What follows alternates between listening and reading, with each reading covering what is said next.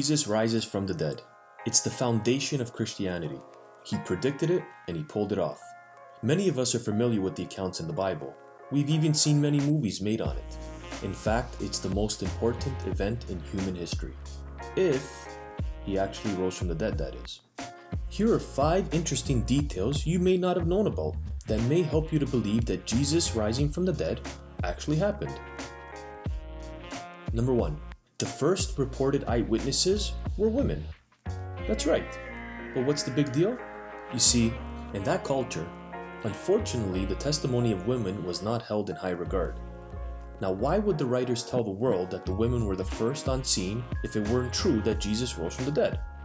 I mean, if they made it up, they would have just said that the first witnesses on scene were men. Number 2. What about the 180-degree change of the disciples? I mean, they went from cowards to martyrs. Peter goes from denying Jesus 3 times to then being the leader of the early church.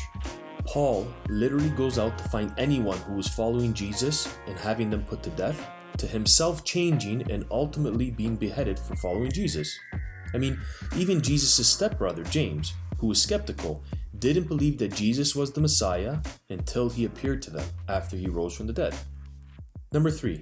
The eyewitnesses embarrassed themselves. That's right. Historians use this test to see if a writer is telling the truth or not all the time. I mean, consider what they wrote about themselves. They wrote that they were confused about what Jesus was telling them, and they did this a lot throughout the Gospels. They are cowards. I mean, they actually wrote that they were cowards. Peter denies Jesus 3 times, and the disciples all run away when he's being put to death. I mean, they even write that Peter is called Satan by Jesus. I mean, if it were me, I would have left that part out. They even argue. Paul tells Peter blatantly that he's wrong about something he's teaching. I mean, Paul's embarrassing the leader of the early church. They even write that they fell asleep just before Jesus was about to die. You see, if they really made up the whole thing, it probably would have sounded something like, "We understood Jesus' every word. He taught us, and he was amazed at how well we were educated. When they took Jesus, we fought for him. Most of us died, but we never gave up. After they put him to death, we went to the tomb and behold, we saw him lying there dead. But then all of a sudden he got up from where he was laying and rose from the dead.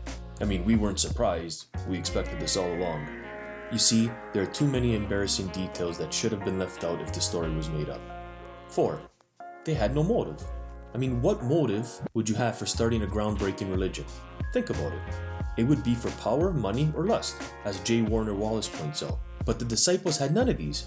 That's right. Do you know what the reward was for following and pursuing the teachings of Jesus? They had to run and hide for their lives. They were murdered. Sounds like there was a lot for them to gain. And finally, number 5. They were all willing to die for what they knew to be true. You see, no one dies for what they know to be a lie. They'll only die for what they believe to be true. Now, what's the difference between radical terrorists today compared to the disciples? Well, firstly, terrorism involves the murder of others and self. The disciples of Jesus were murdered themselves for what they believe and held fast to what they believe. Secondly, radical terrorists don't know for sure that what they are doing is true. You see, they have faith in it. Why? Because they're not eyewitnesses. The disciples, on the other hand, were eyewitnesses.